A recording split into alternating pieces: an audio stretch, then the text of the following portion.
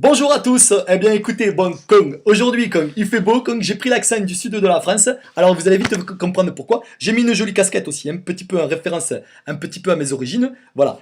Donc il y a un cheval sur la tête, il vaut mieux l'avoir sur la tête que dans le fion, le cheval. Bon, c'est pas grave, on va pas commencer sur les chapeaux de roue. Le principe de pouvoir prendre l'accent, c'est-à-dire que je vais pouvoir me permettre de parler un petit peu avec un langage un petit peu, comment dire, pas populaire, comme un langage avec de l'accent, quoi. Je vais pas me gêner, quoi. Voilà. Alors donc aujourd'hui, le principe de l'émission, toujours pareil, c'est une émission pédagogique, comique, à tendance humoristique, mais sérieuse, quand même. On va évoquer un petit sujet aujourd'hui, donc qui me tient à cœur, c'est entre guillemets la fabrication des barques. Donc tout le monde sait ce que c'est qu'une barque, voilà. Donc c'est entre guillemets un objet qui va permettre d'accueillir, entre guillemets, de barquer des gens et de les débarquer.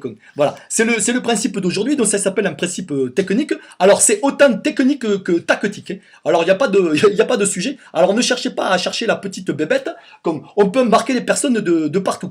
On peut embarquer les personnes, comment dire, de Cisjordanie, ils peuvent même être 7, si vous voulez, c'est pas un problème, parce que je vais vous expliquer un petit peu comment fonctionne le principe technique d'une barque. Voilà, donc on peut embarquer des gens d'un peu partout, pour qu'ils les débarquer, entre guillemets, éventuellement, sur un rivage, voilà, et c'est un petit peu le principe de la barque. Voilà, alors, pour faire simple, voilà, la barque, on l'a créée pour qu'elle contienne, entre guillemets, 24 personnes. Voilà, pas plus. C'est la norme, voilà, c'est comme ça. Il y a des ingénieurs qui travaillent dessus, on a dit 24 personnes, c'est pas mal.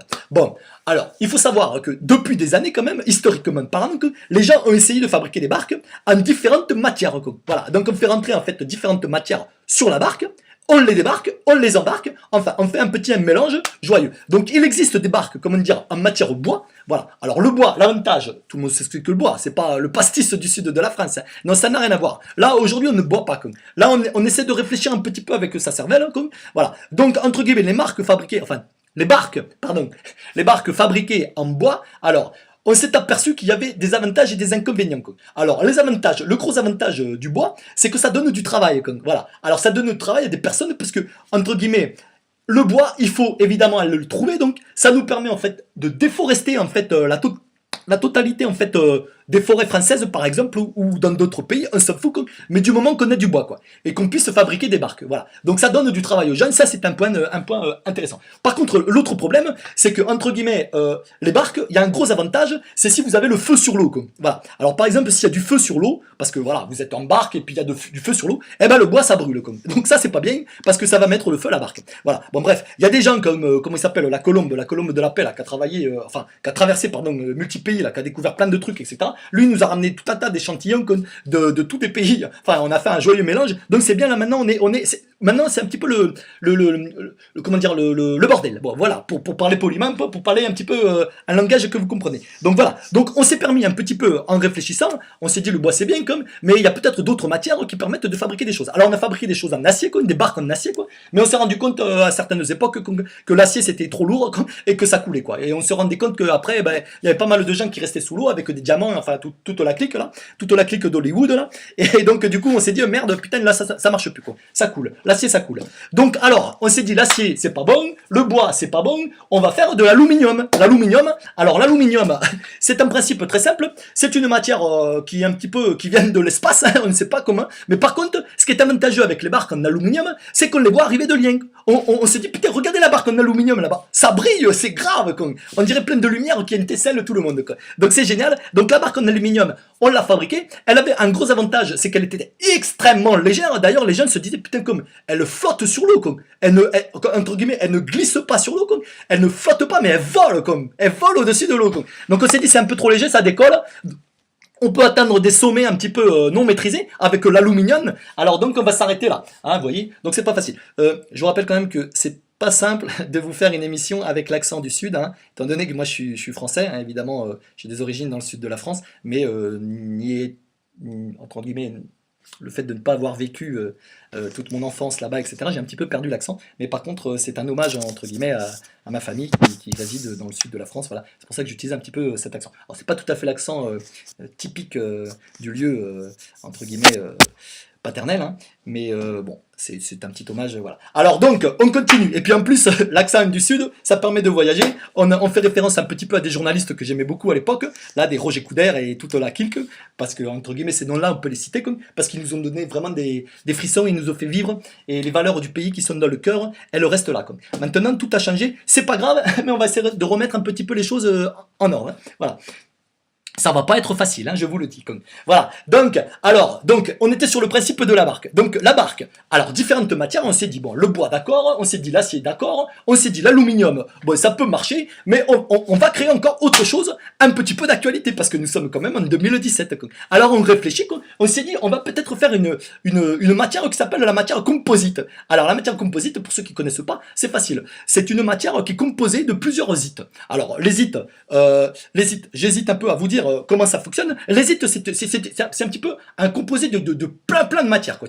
C'est comme un mélange un petit peu de différentes races de matières. Voilà. Alors le zite, si vous savez pas, ben vous regardez, hein, vous ouvrez un petit peu les yeux et vous allez vite comprendre. C'est un mélange un petit peu on a mis du bois, alors on a mis de l'acier, on a mis de l'alu, et puis on a découvert bon, que ça s'appelait le zite. Voilà. Et donc du coup, on se retrouve avec des matières qui s'appellent donc composites. Alors là, l'avantage avec les matières composites, c'est que en gros, alors elles sont légères, elles brûlent, alors elles font tout ce que font les autres matières, mais en plus, elles contiennent, entre guillemets, 24 personnes. Voilà. Mais pas une de plus. Quand on fait des barques en matériaux composites qui peuvent accueillir 24 personnes. Alors on s'est dit, parce qu'on a réfléchi, on s'est dit, oui, mais il y a toujours des mecs qui vont resquiller, des gars qui sont, entre guillemets, un petit peu toujours à côté un petit peu de la plaque, qui vont essayer de monter dans la barque pour se faire embarquer et débarquer plus loin. Voilà. Mais ceux-là, on va les contrôler, puisqu'on va mettre un mec à l'intérieur de la barque qui contrôle les entrées et les sorties. Bon, tout le monde suit le concept, c'est facile. Donc, la barque en composite.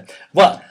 On s'est dit, en réfléchissant, avec les copains, on s'est dit, on va créer une barque composite, mais on va faire une petite sécurité dedans. Alors on va mettre par exemple 3 personnes en sécurité. Alors on a fait monter quand même d'abord les grands-mères, les grands-pères, les enfants, les femmes, enfin tous ceux qui sont un petit peu faiblards.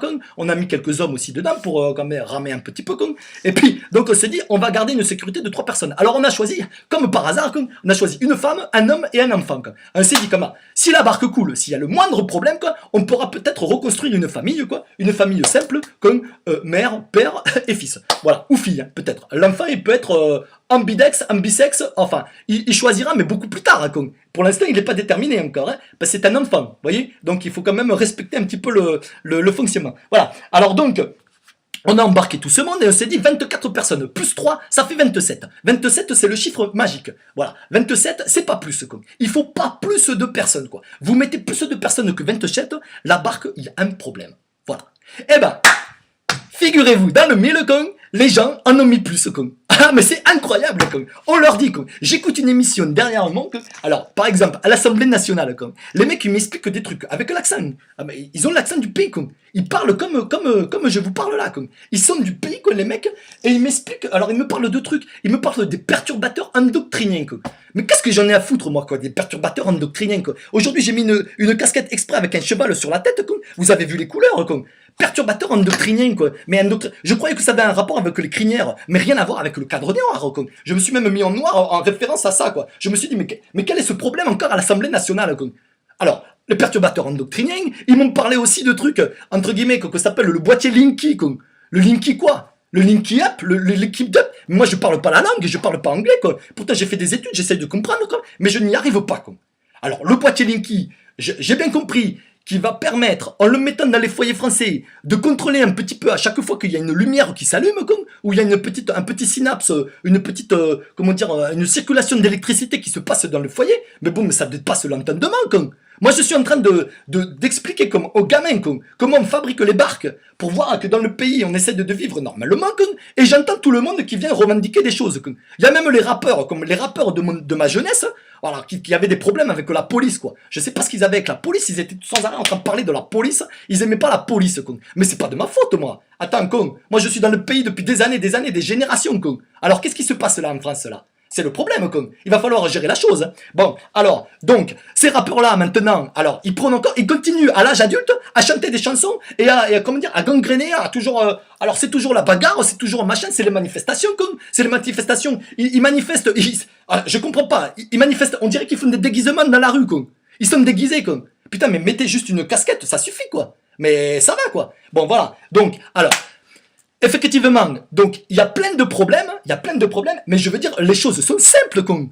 La barque, c'est 24 personnes, pas plus, con. Si vous en mettez 3 de plus par sécurité, mais c'est vraiment par sécurité, après, il faut gérer, il faut arriver à gérer au mieux possible, con. Voilà.